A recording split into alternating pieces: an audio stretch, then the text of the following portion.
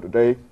The guest is Jeff Carr, and I often say Jay because I generally called him Jay Carr, but the guest is Jeff Carr, and the issue is his participation in activities dealing with African American theater in Nashville.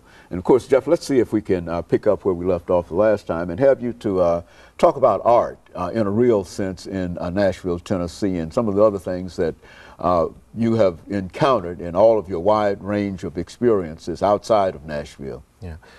Doc, a lot of people look at Nashville and they say, why Nashville? And frankly, it started when I was at Tennessee State.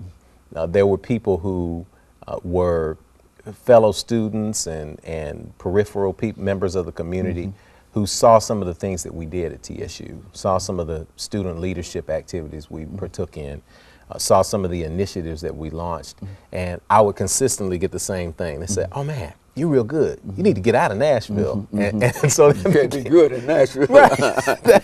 that was the growing so-called wisdom that you got to get out of Nashville. You need to be in LA, you need to be in New York, you need to be in DC, you need to be in Chicago, where things are really happening.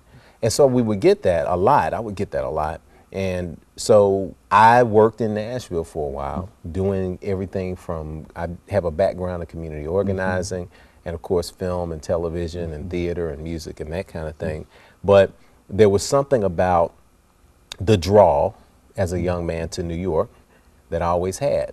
It's that notion of if I can make it there, I can make it anywhere. And I took off and went there, and again was almost there, almost 3 years, and found that not only was I able to work in New York, but I was able to work all over the place from being in New York. And I was able to pull those experiences together into a body of work that was impressive to some, but was still just a learning experience for me. And so at that point, I said, the only way Nashville is going to be a place where people eventually want to come to is if we go back and create the kind of institutions that I always wanted to have here as a young man. And so that's why I came back. My father and my mother were aging also. I had an opportunity to spend a lot of time with my dad, even more time with my dad, rest his soul. He passed in 2001. But being able to be in close proximity to family and friends was important, but also to establish the cultural things that I needed to establish here so that another generation would not be told, you got to get out of Nashville.